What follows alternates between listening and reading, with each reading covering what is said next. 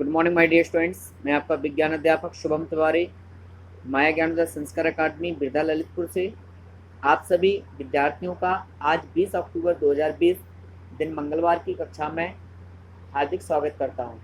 विद्यार्थियों, कल हमारा जो विज्ञान विषय में लेसन 12 हानिकारक पौधे एवं जंतु के अंतर्गत जो टॉपिक था वो था हानिकारक जंतु। उसी को आगे आज हम प्रोसीड करते हुए अपनी कक्षा को आगे बढ़ाते हैं। तो विद्यार्थियों, जैसा कि हम आप सभी से चर्चा कर चुके थे कि जिस प्रकार से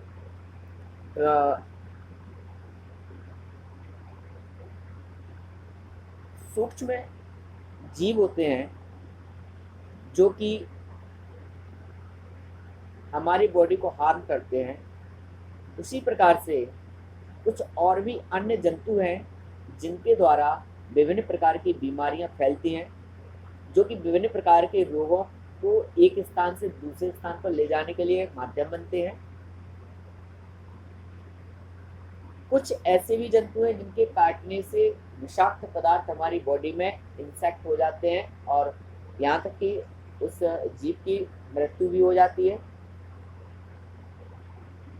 तो आइए इसी क्रम को आगे ले चलते हैं और बात करते हैं संक्रमित कुछ ऐसे जीव जंतु जिनके काटने से या जिनके संपर्क में आने से वह संक्रामक रोग हमारी बॉडी में भी प्रवेश कर जाते हैं और वह हमारी प्रतिरोधक क्षमता पर इफेक्ट डालते हैं। इस प्रकार से ये संक्रामक रोग केवल मनुष्यों को ही नहीं अपितु पेड़ पौधों को भी हार्म करते हैं। जैसे आप सभी लोग जानते हैं, खेती के समय में आजकल सभी लोग कीटनाशक दवाओं का उपयोग करते हैं। आखिर क्यों कीटनाशक दवाओं का प्रयोग करना क्यों किसानों ने प्रारंभ किया? क्योंकि कुछ ऐसे हार्मफुल इंसेक्ट हैं, कीड़े मकोड़े हैं, जो कि फसल को अत्यधिक नुकसान पहुंचाते हैं। इसलिए उनको उन कीड़े मकोड़ों से बचाने के लिए हम लोग कीटनाशक दवाओं का उपयोग करते हैं। तो संक्रमित कुत्ते अथवा कुछ अन्य जानवरों के काटने से रेबीज नामक खतरनाक बीमारी हो जाती है। विद्यार्थियों, आपने देखा होगा, हम अपने आम भाषा में कहते हैं कि ये कुत्ता पागल हो गया। एक्चुअली में पागल नहीं होता है, वो संक्रमित हो जाता है किसी न किसी रोग के कारण से। रेबीज नामक बीमारी उस कुत्ते को हो जाती है और हम कहते हैं वो पागल हो गया। अब वही रेबीज नामक बीमारी से संक्रमित कुत्ता अगर किसी व्यक्ति को काट लेता है, किसी जानवर को काट लेता है, तो वह रेबीज के जो जीवाणु हैं वह उस व्यक्ति या उस जानवर में भी पहुंच जाते हैं। अर्थात जो संक्रामक बीमारी उस कुत्ते को होती है, वह बीमारी उस व्यक्ति को भी हो जाती है। इसके अतिरिक्त में मनुष्य भोजन के लिए खेती करता है, अनाज, फल, सब्जी आदि सभी चीजें पैदा करता है, परंतु कोई फसल ऐसी नहीं होती जिससे अनेक प्रकार के जंतु अपना भोजन प्राप्त ना कर सके हों। अर्थात कुछ जंतु फसल तथा पौधे को नष्ट कर हानि पहुंचाते हैं। कुछ कीड़े और उनके डिंबक, जैसे कि आप देख रहे हैं, घरेलू मक्खी, पिस्सू, मच्छर, खटमल, टिड्डी, चूहा, ये कुछ ऐसे जीव प्राणी हैं जो कि फसलों को भी नुकसान पहुंचाते हैं।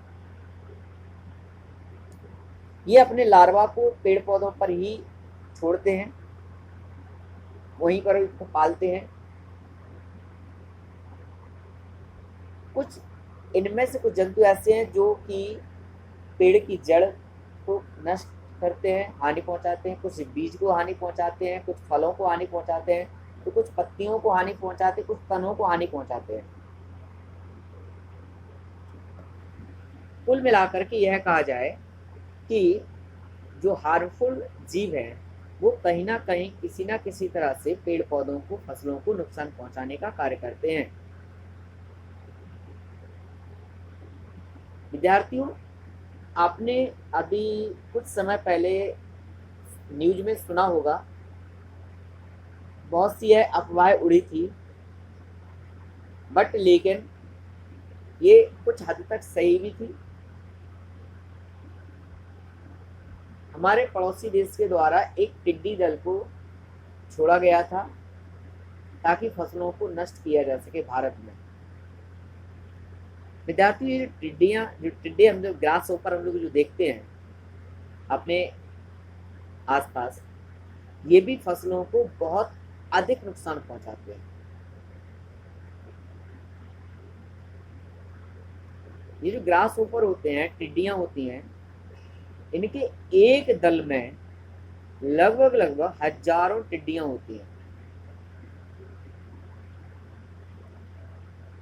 हजारों करोड़ों टिड्डियों का एक दल किसी भी फसल को नष्ट करने के लिए पर्याप्त होता है, एक दल केवल। क्यों? ये फसलों में जो जो पौधे होते हैं, जो कोमल इनके जो तने होते हैं, इन तनों को, पत्तियों को खाने का कार्य कर देती हैं। जब ये टिड्डियां तने और पत्तियों को ही नष्ट कर देंगी तो वो पौधा जो है कुपोषित हो जाता है और विकसित नहीं हो पाता है, अंत में फसल नष्ट हो जाती है। इसी प्रकार से चूहे